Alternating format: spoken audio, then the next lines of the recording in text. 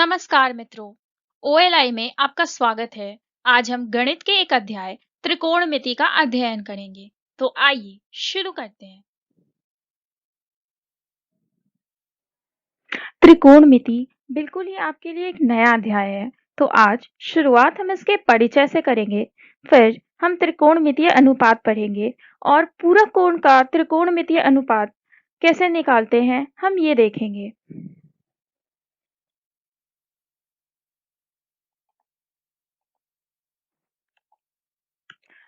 अंग्रेजी शब्द ट्रिगोनोमेट्री की व्युत्पत्ति ग्रीक शब्दों ट्राई जिसका अर्थ है तीन, गॉन जिसकी अर्थ है भुजा और मेट्रॉन जिसका अर्थ है माप से हुई है।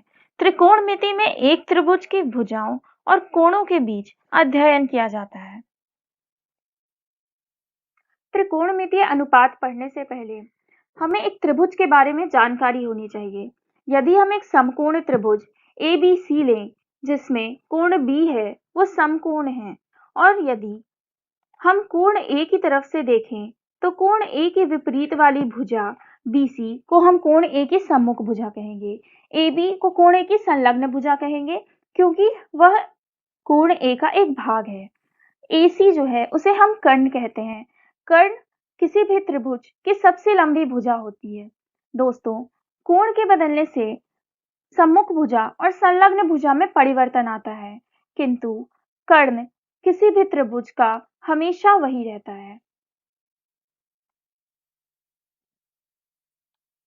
तो यहीं पर यदि हम कोण C लेते हैं तो AB जो है वो सम्मुख भुजा हो जाएगी, AC कर्ण भुजा हो जाएगी और BC संलग्न भुजा हो जाएगी। तो यदि आपको पहली बातें अच्छे से समझ आ गई हैं तो हम त्रिकोणमितीय अनुपात पढ़ने के लिए तैयार हैं। यहाँ पर हम जितने भी त्रिकोणमितीय अनुपात की चर्चा करेंगे वह कोण A के लिए होगा। दोस्तों, कुल 6 तरह के त्रिकोणमितीय अनुपात होते हैं। साइन A जो कोण A के सम्मुख भुजा वह कर्ण का अनुपात होता है, यहाँ पर वह BC और AC का अनुपात के बराबर है। दूसरा त्रिकोणमितीय अनुपात जो कॉस होता है, जो संलग्न भुजा वह कर्ण का अनुपात होता है। तीसरा टैन जो सम्मुख भुजा व संलग्न भुजा का अनुपात होता है, जिसे हम इस प्रकार भी लिख सकते हैं, और इसलिए टैन जो होगा वह साइन और कॉस का अनुपात होगा। चौथा त्रिकोणमितीय अनुपात कोसेक होता है जो साइन का व्युत्क्रम होता है। पांचवा कॉट होता है जो टैन का व्युत्क्रम होता है, और छठा सेक जो कॉस का व्युत्क्रम होता है। दोस्तों, साइन कॉस टैन जितने भी हैं सब त्रिकोणमितीय अनुपात हैं, तो इनमें तब तक परिवर्तन नहीं आएगा जब तक त्रिभुज की लंबाइयों का अनुपात समान बना रहे। तो यहाँ पर हम दो त्रिभुज का अध्ययन करेंगे, त्रिभुज APM और त्रिभुज ACB। त्रिभुज APM और त्रिभुज ACB समरूप हैं, जिसके कारण AM और AB का अनुपात AP और AC के अनुपात के बराबर होगा, जो PM और BC के अनुपात के बराबर होगा। और इसलिए हम साइन कॉस टैन यदि समकोण त्रिभुज AMP में लगाएं और समकोण त्रिभुज ABC में लगाएं तो साइन कॉस टैन ये सारे त्रिकोणमितीय अनुपात इन दोनों त्रिभुज के लिए समान होंगे, क्योंकि इनके भुजाओं की जो अनुपात है वह समान है। दोस्तों, गौर करने वाली एक और बात है, कॉट A जो है या फिर कोई भी त्रिकोणमितीय अनुपात वह कभी भी उस त्रिकोणमितीय अनुपात और कोण का गुणफलन नहीं होता है, इसलिए हम कॉट A को कॉट गुणा A नहीं लिख सकते। और दूसरी गौर करने वाली बात यह है, यदि आपको याद हो तो हमने बताया था कि कोसेक A जो होता है वह साइन A का व्युत्क्रम होता है, तो उसे हम साइन की घात -1 नहीं लिख सकते हैं। दोस्तों, इसका मतलब कुछ और होता है जिसे आप अपनी अगली कक्षा में पढ़ेंगे। पाइथागोरस प्रमेय के अनुसार कर्ण का वर्ग आधार एवं ऊंचाई के वर्ग के योग के बराबर होती है।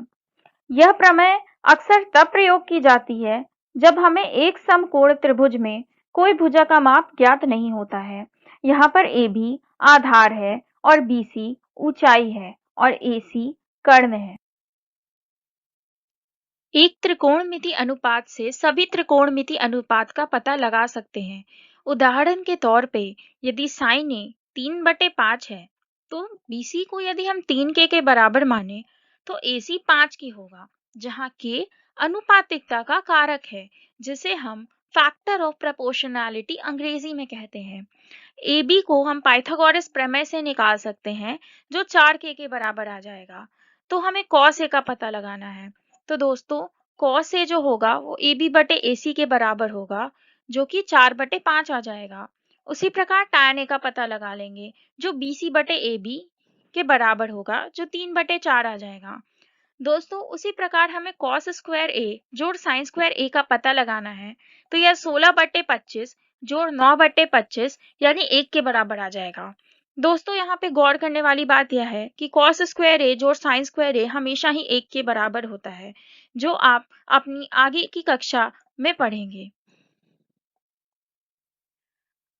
आइए एक और उदाहरण लेते हैं। यदि tan ए 1 के बराबर है तो हमें यह सत्यापित करना है कि 2 sin ए cos ए जो होगा वह 1 के बराबर होगा। दोस्तों इस त्रिभुज में tan ए जो है वह BC बटे AB के बराबर होगा। तो BC को हम AB के बराबर मान सकते हैं जो कि K के बराबर मान सकते हैं। AC जो है वह K√2 के बराबर आ जाएगा। तो 2 sin A cos A जो है वह हम निकाल सकते हैं क्योंकि sin A इस त्रिभुज में BC बटे AC के बराबर होगा और cos A AB बटे AC के बराबर होगा। तो इस प्रकार से 2 sin A cos A जो है वह 1 के बराबर आ जाएगा। तो दोस्तों हमने यह सत्यापित कर दिया है। दोस्तों यहाँ पर कुछ प्रमुख कोणों के त्रिकोणमितीय अनुपात के मान दिए हुए हैं जिन्हें आपको याद रखना होगा। इनमें कुछ गौर करने वाली बातें हैं, जैसे यदि हम कोण का मान बढ़ा रहे हैं तो जो साइन का मान है वह भी बढ़ रहा है, परंतु कॉस का मान घट रहा है। यहाँ पर वही बातें दोहराई गई हैं। कोण में वृद्धि होने के साथ साइन का मान बढ़ रहा है और कोण में वृद्धि होने के साथ कॉस का मान घटता है।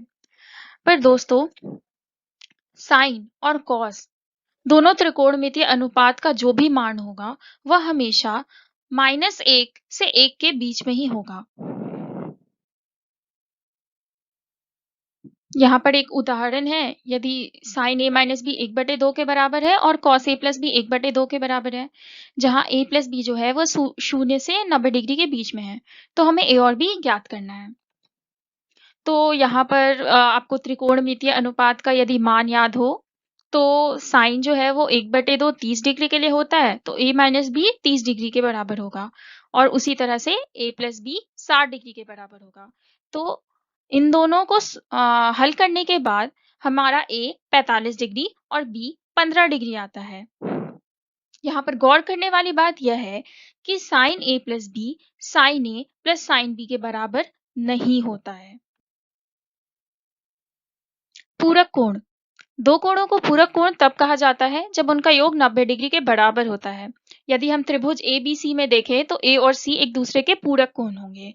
तो इस प्रकार से sign 90 minus A sign C जो कि AB बटे AC के बराबर होगा जो कि cos A के बराबर होगा।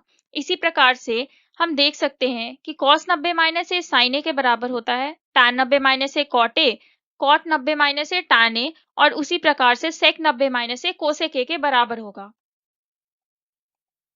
चलिए अब हम कुछ उदाहरण देखते हैं। जैसे साइन 40 बटे कॉस 50 को हम कॉस 90 माइनस 40 बटे कॉस 50 लिख सकते हैं, तो हमारा उत्तर 1 के बराबर आ जाएगा। अगले उदाहरण में हमें कोसेक 53 जोड़ सेक 67 को 0 और 45 डिग्री के बीच के कोणों के त्रिकोणमितीय अनुपात के बीच में व्यक्त करना है। तो दोस्तों हम कोसेक 53 को सेक 90 माइनस 53 और सेक 67 को कोसेक 90 माइनस 67 लिख सकते हैं, तो हमारा उत्तर सेक 37 जोड़ कोसेक 23 डिग्री आ जाएगा। अगले उदाहरण में यदि A और B त्रिभुज ABC के आंतरिक कोण हैं, तो हमें यह दिखाना है कि साइन B जोड़ C बटे 2 कॉस A बटे 2 के बराबर होगा। तो दोस्तों, क्योंकि ए, बी और सी जो है वह एक त्रिभुज के आंतरिक कोण हैं, तो ए बी सी का जोड़ 180 डिग्री के बराबर होगा। तो बी जोड़ सी को हम 180 माइनस 1 डिग्री लिख सकते हैं। तो बी जोड़ सी बटे 2 180 माइनस ए बटे 2 के बराबर आ जाएगा। इससे साइन बी जोड़ सी बटे 2 साइन 180 माइनस ए बटे 2 के बराबर आ जाएगा, जिससे हमारा उत्तर साइन बी जोड़ सी बटे 2 कॉस ए बटे 2 के बराबर आ जाएगा। दोस्तों, यही था प्रश्न और यही हमें प्रूफ यानी दिखाना था। ये कुछ त्रिकोणमितीय सर्वसमीकाएं हैं जिन्हें आपको याद रखना है। इसमें sine square theta plus cos square theta equals 1 होता है। 1 plus tan square theta sec square theta के बराबर होता है और 1 plus cot square theta cosec square theta के बराबर होता है। इस प्रश्न में हमें 1 प्लस टैन स्क्वायर थीटा बराबर सेक स्क्वायर थीटा का प्रयोग करके यह सिद्ध करना है कि sine theta minus cos theta plus 1 बटे sine theta plus cos theta minus 1 बटे sec theta minus tan theta के बराबर होगा। दोस्तों, जो बाईं ओर लिखा है हम उसे ऊपर नीचे कॉस थीटा से भाग देके इस रूप में लिख सकते हैं, जो tan theta plus sec theta minus 1 बटे tan theta minus sec theta plus 1 आ जाएगा। उसके बाद हम ऊपर और नीचे tan theta minus sec theta से गुणा कर सकते हैं, जिसके बाद हमें इस प्रकार का जो एक्सप्रेशन मिलेगा जिसमें tan square minus sec square theta का टर्म आ जाएगा। तो दोस्तों, प्रश्न में यह दिया हुआ है कि sec square theta minus tan square theta जो होता है वह 1 के बराबर होता है। तो tan square theta minus sec square theta minus 1 के बराबर होगा। तो दोस्तों, ऊपर दिए गए एक्सप्रेशन को हम इस प्रकार लिख सकते हैं, जिससे हमारा जो फाइनल उत्तर जो है वह 1 बटे sec theta minus tan theta आ जाएगा। तो दोस्तों, हमने यह सिद्ध या सत्यापित जो भी आप कहें वह कर दिया है। दोस्तों, आशा करती हूँ कि मैं त्रिकोणमिति समझाने में सफल रही। इसी के साथ मैं आपसे विदा लेती हूँ, इस उम्मीद के साथ कि OLI को आपका समर्थन मिलता रहेगा।